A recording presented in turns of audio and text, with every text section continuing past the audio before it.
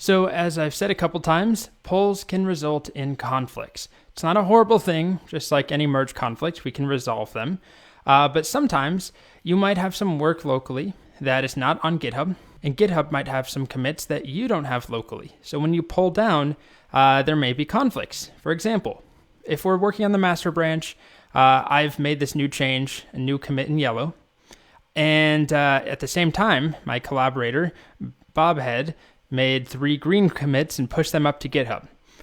When I try and pull down, right, I pull those new commits down, git pull origin master, just like when we're merging, sometimes we get a fast forward merge and things go pretty smoothly. Sometimes Git can figure out how to merge things automatically, but sometimes there might be conflicts if we're changing the same files, if there's, conflicting changes. So when that happens, if there are conflicts, then Git is going to ask us to resolve them and figure it out and commit the changes.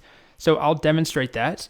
I've set up, I have the food branch, right? On this food branch, I have this coffee file that I added. We'll say that my friend added it and pushed it up to GitHub. I don't have it locally. If I switch to food, I don't have coffee, right? I have apple, banana, and popsicle.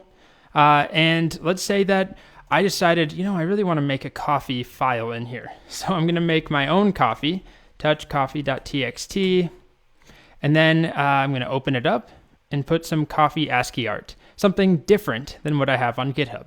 All right, so I paste this in, just another ASCII art coffee, and I'm going to add and commit that. Git add coffee, git commit -m, add my coffee art. All right, so now what I want to do is share that change that I've made and get it up on GitHub. But as a good practice, before you ever push something up to GitHub, you want to pull down and see if there's changes, right? If there's anything that is going to be problematic, any conflicts. So that's what I'm going to do.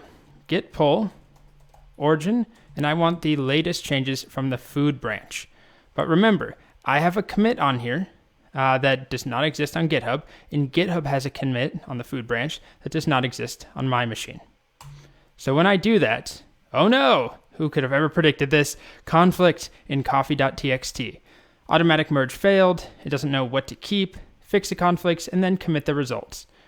So this is what came from GitHub that our collaborator, whoever that was, Bob had added, and then this is what I had locally. So do I want one? Do I want both? Let's do both. Why not? So I'll keep that. Remember, I can also use the VS Code, just accept both changes button. That makes it easy. I'll save. So I've got that. Now go back here. I need to make sure that I add the changes. So git add coffee, git commit, and we'll just do something boring like fix merge conflicts. Okay.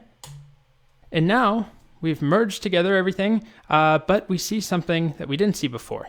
Your branch is now ahead of origin/food. How is it ahead?